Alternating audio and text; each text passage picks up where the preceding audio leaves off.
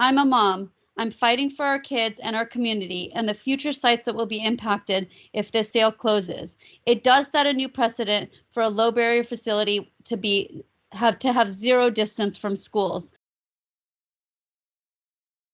With the homeless encampment that has been growing, it has tripled in the last 3 or 4 months, and we have returned to the city. We have reached out to the city, and with due respect, I felt that the responses we have received so far were on the side of being dismissive.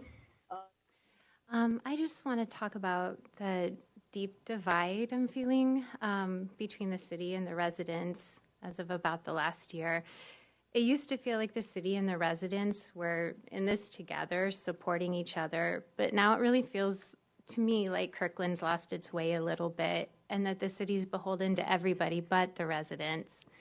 Thank God for the work of a few Kirkland residents who care, because otherwise I wouldn't have found out that even though I've lived here for 24 years, I'm not considered to be in a priority population or a priority person in the eyes of the city.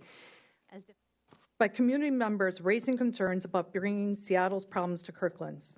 The truth is, our concerns are based on real-world outcomes. I'm sorry that you're not willing to listen, so I'll just stop there because I can tell I don't have your attention. Thank you. City Clerk, anyone else? I'm going to focus on the public engagement piece, and I'm just going to echo what you just heard. I think that we need to be really careful and set community expectations about what they can influence and what they can't. I would like to also ask that the council consider why 4,136 people had to sign a petition to be heard in this comprehensive plan process. I can point to at least 2 root causes that I have seen.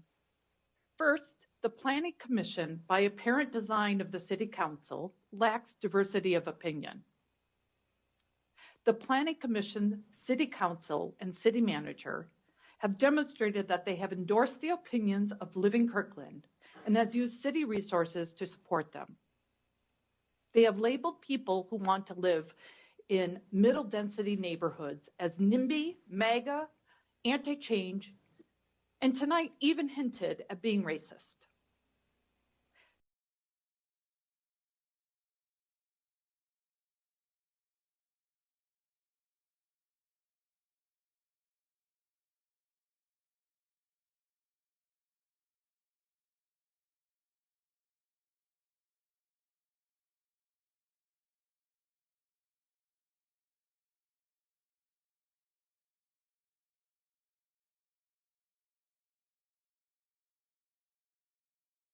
So if we're not priority persons, how do the longtime residents get their voices heard?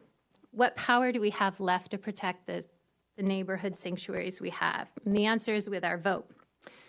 The comp plan has really poked the bear with the suggestion that we would put high-density buildings in residential neighborhoods. Kirkland, and I would say especially the women I've noticed, especially the moms, have woken up. Moms have loud mouths and they mobilize like hell when their neighborhoods are threatened. I'm guessing that most of this room, like me, leans left, but if the last election cycle taught us anything, it's that people want common sense and moderation. They are done with radical policies and identity politics. I always voted in Kirkland, and I always voted for the incumbent because I loved living here. Your time is up. Okay. All right. Thank you.